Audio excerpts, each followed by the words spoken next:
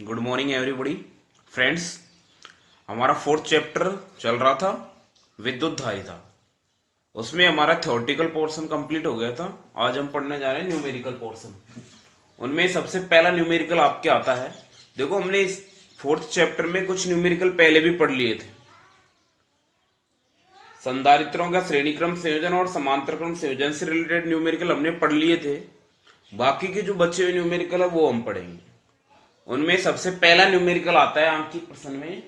एक गोलाकार चालक की धारिता एक पीएफ है, तो इसकी त्रिज्या ज्ञात कीजिए।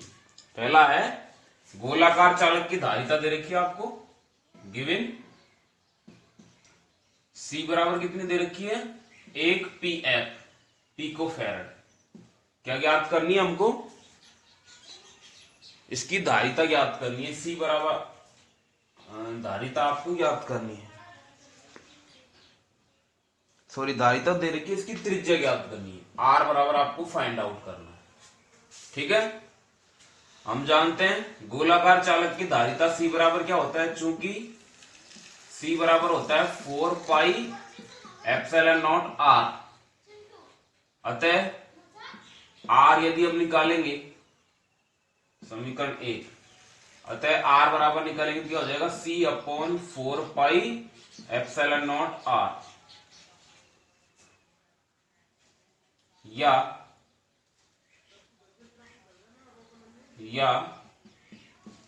आर बराबर K C. Equation number 2, 1/4 pi epsilon naught की जगह के लिख सकते हैं। इक्वेशन 2 में मान रख दो। इक्वेशन 2 में मान रखने पर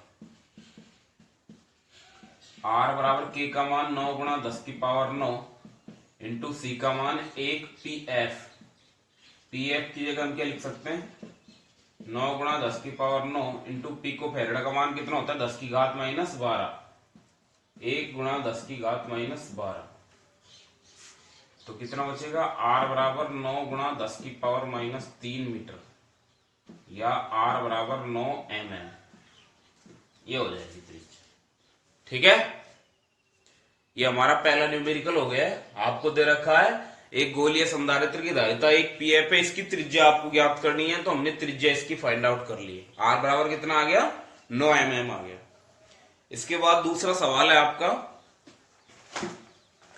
एक समांतर प्लेट संधारित्र की प्रत्येक प्लेट का क्षेत्रफल 100 सेंटीमीटर है। पहला हो गया, आपको एक समांतर प्लेट संधारित्र दे रखा है, उसकी प्रत्येक प्लेट का क्षेत्रफल कितना दे रखा है। दूसरा जो दे रखा है वो लिख देते हैं पहले। तो एक समांतर प्लेट संधारित्र की प्रत्येक प्लेट का क्षेत्रफल 100 सेंटीमीटर स्क्वायर है। मतलब ए दे रखा है आपको, ए बराबर 100 सेंटीमीटर स्क्वायर, तथा दोनों प्लेटों के मध्य विद्युत क्षेत्र की तीव्रता, विद्युत क्षेत्र तीव्रता ई बराबर दे रखी है आपको 100 न्यूटन बटे कूलम, ये आपको दे रखी है।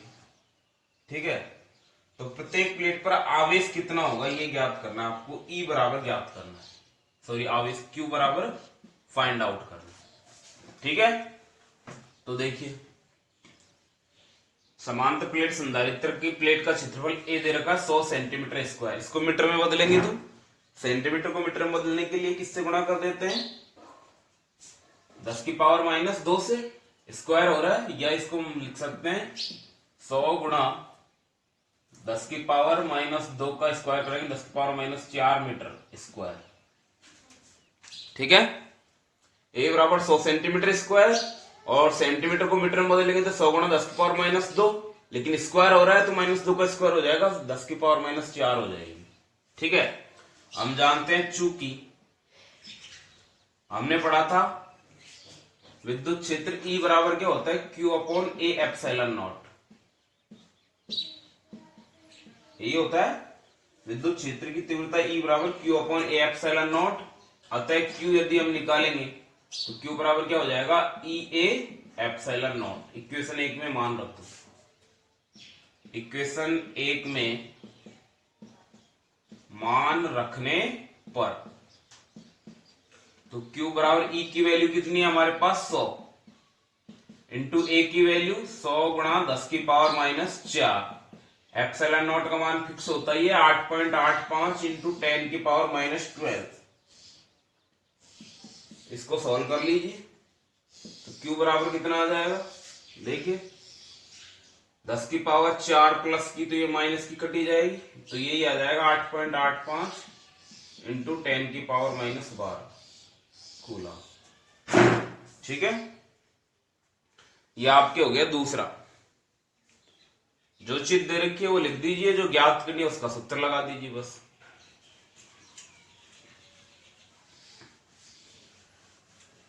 इसके बाद चलते हैं हम next example number 3। Example number 3 देखो हमको, किसी समांतर प्लेट संधारित्र को एक निश्चित विभवांतर पर रखा जाता है। इसके विभवांतर को समान रखते हुए प्लेटों के मध्य 3 mm मोटी स्लैब रखी जाती है, तो प्लेटों के मध्य की दूरी 2.4 mm बढ़ जाती है। तो स्लैब का परावैद्युतांक की गणना करो। प्लेटों के मध्य की दूरी बढ़ जाती है प्लेट रखने पर, तो सबसे पहले जो दे रखा है वो लिख दो T। मोटाई कितनी है स्लैब की, 3 mm, 3 mm या 3 गुणा 10 की पावर माइनस 3 मीटर। फिर आपको दे रखा है कि प्लेटों के मध्य की दूरी 2.4 mm बढ़ जाती है स्लैब रखने पर। हम मान लेते हैं पहले तो दूरी ही प्लेटों के मध्य की D और स्लैब रखने पर हो जाती है D डैश, तो D डैश माइनस D कितना है 2.4, D डैश माइनस D बराबर 2.4 mm या 2.4 गुणा 10 की पावर माइनस 3 मीटर। ठीक है, आपको क्या ज्ञात करना है, स्लैब का प्रवैद्युतांक एप्सिलॉन r बराबर फाइंड आउट करना है। ठीक है, तो सबसे पहले क्वेश्चन में यही चीज आपको समझना है कि क्या ज्ञात करना है, क्या क्या आपको दिया हुआ है। ठीक है, तो हम जानते हैं समांतर प्लेट संधारित्र की धारिता क्या होती है जब निर्वात हो, तो निर्वात हो जब धारिता क्या होती है,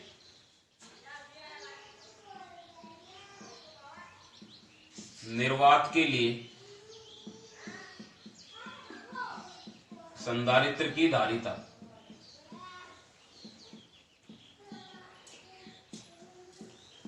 निर्वात के लिए धारिता होती है C बराबर A epsilon not upon D, equation number first. ठीक है यहां तक। और जब प्लेटों के मध्य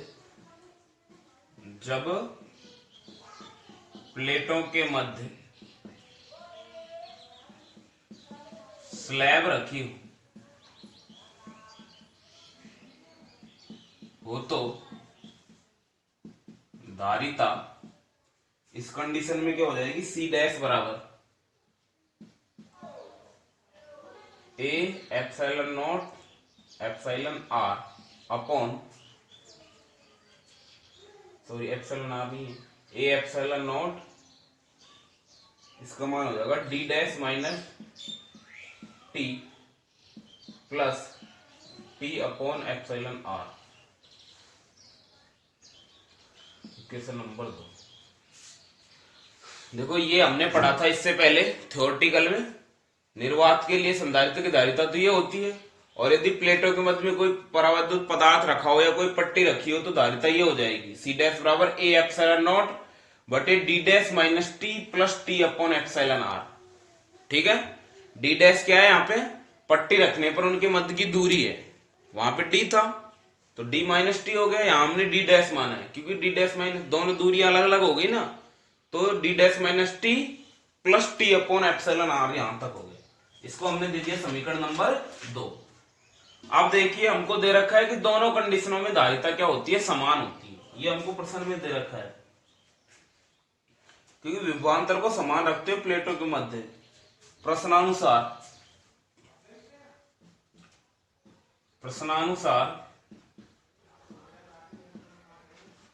C बराबर क्या है, C डैश, इक्वेशन नंबर 3। तो इक्वेशन 3 में मान रख दो इक्वेशन 3 में मान रखने पर क्या हो जाएगा? ए एप्सिलॉन नॉट बटे डी बराबर ए एप्सिलॉन नॉट बटे D dash minus T plus T upon epsilon R. ठीक है, ए एप्सिलॉन नॉट से ए एप्सिलॉन नॉट कट जाएगा, क्या बचेगा? डी बराबर D dash minus T plus T upon epsilon R. इनको इधर ले आओ, टी प्लस का हो जाएगा T minus T upon epsilon R बराबर D dash minus D. Equation number 4। ठीक है,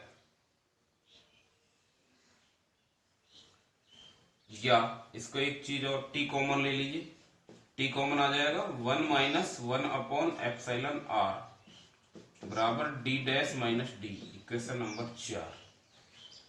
ठीक है यहां तक। अब समीकरण 4 में मान रख दो आप।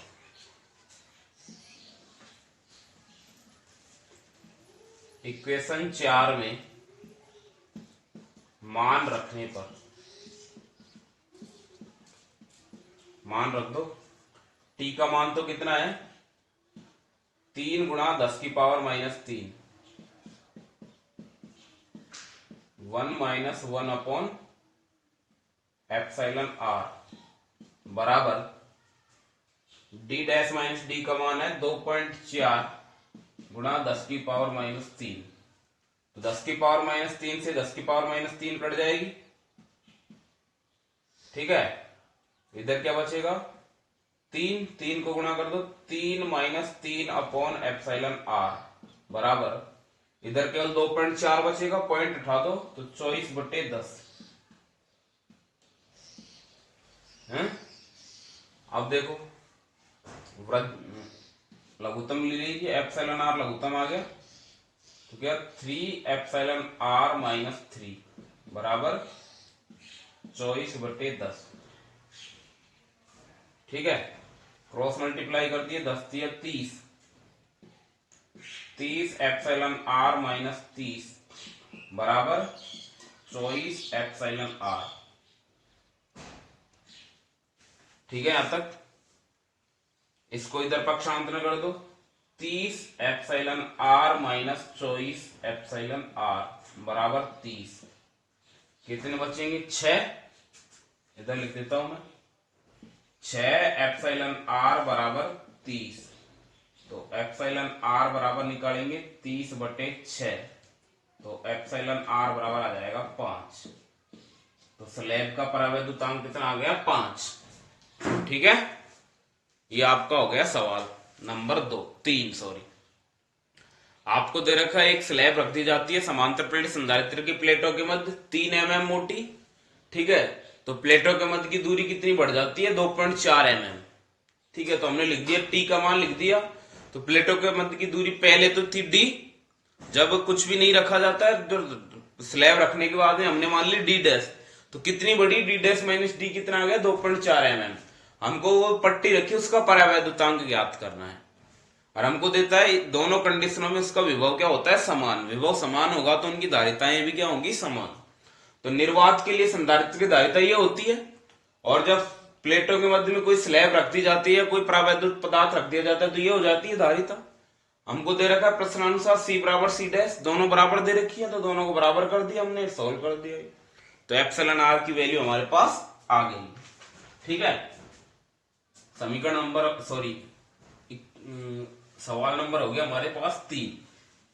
अब चलते हम चौथे सवाल पर, नेक्स्ट सवाल पर।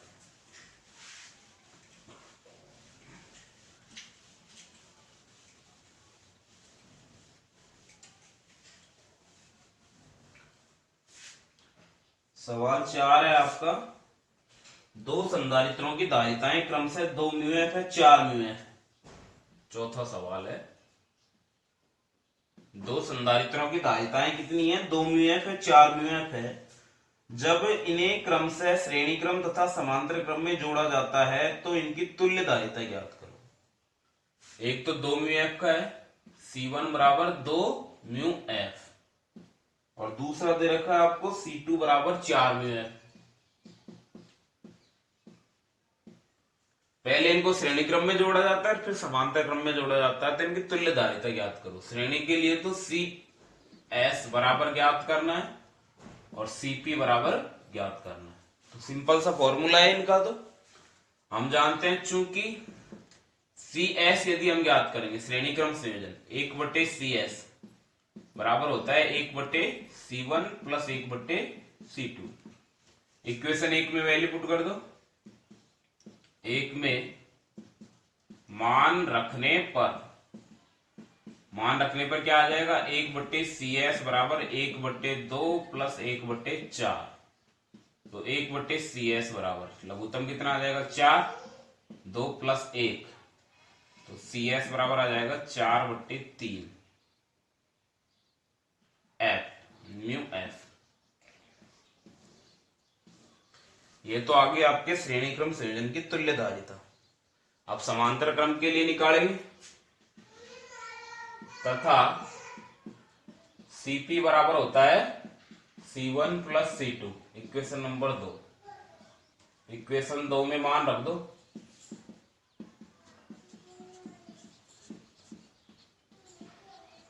CP बराबर C1 का मान कितना है 2 mu F plus 4 mu F, तो CP बराबर आ जाएगा 6 म्यू एफ। सिंपल सा सवाल। अब दोनों का अनुपात हमसे पूछा है, तो CP अनुपात अतः CS अनुपात CP, तो CS का मान कितना है 4/3/6, तो CS अपॉन CP बराबर 4/18। ठीक है, ये 2/9। तो ये हो गया आपके सवाल नंबर 4।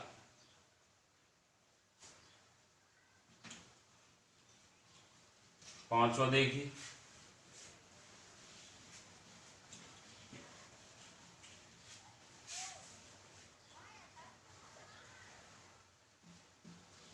पांचवा सवाल है आपको, दो आवेशित धातु के गोलों की त्रिज्याएं क्रम से 0.05 मीटर तथा 0.10 मीटर। एक की तो है 0.05 मीटर और एक की है 0.10 मीटर। तो त्रिज्याएं दे रखी है गोलों की, तो R1 बराबर 0.05 मीटर और R2 बराबर 0.10 मीटर। ठीक है, प्रत्येक गोले पर 75 म्यूसी आवेश है। दोनों गोलों पर कितना आवेश है 75 म्यूसी। Q1 बराबर Q2 इक्वल टू 75 म्यूसी, या 75 गुणा 10⁻⁻⁶। ठीक है, गोलों को पतले तार से जोड़ने पर उभयनिष्ठ विभव और आवेश प्रवाह की मात्रा ज्ञात करो।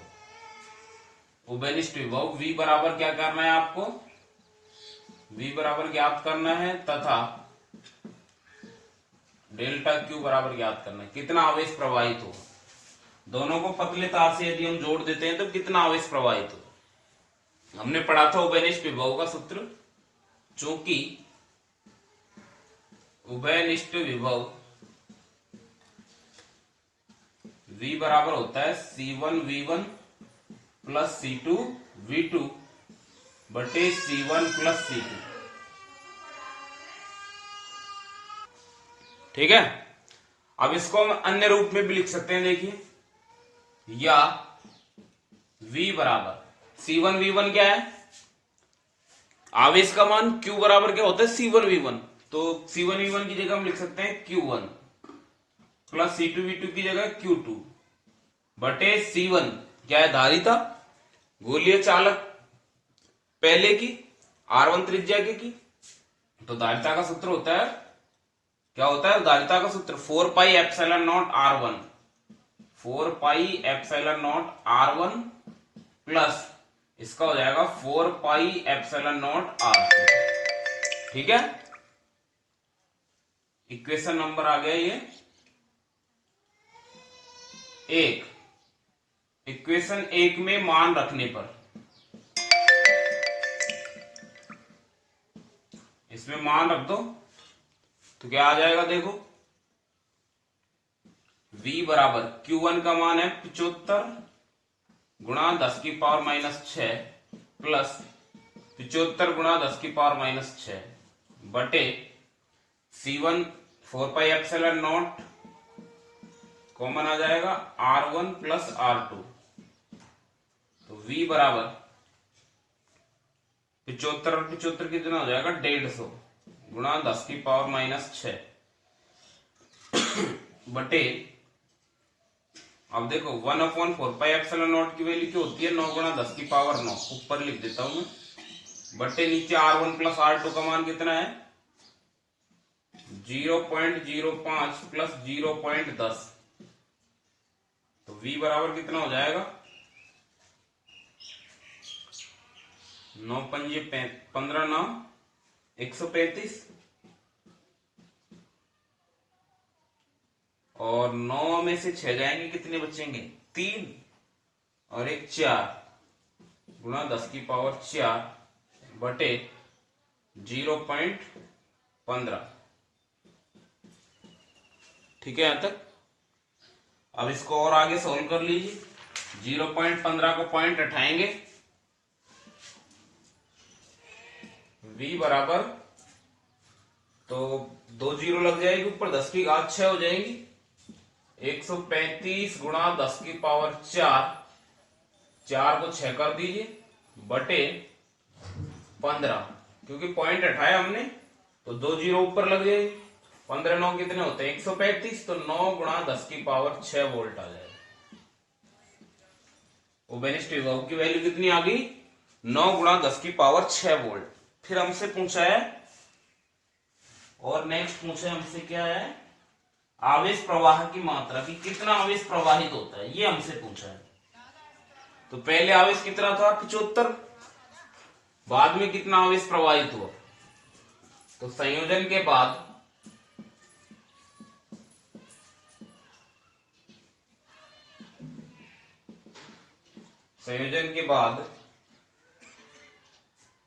आवेश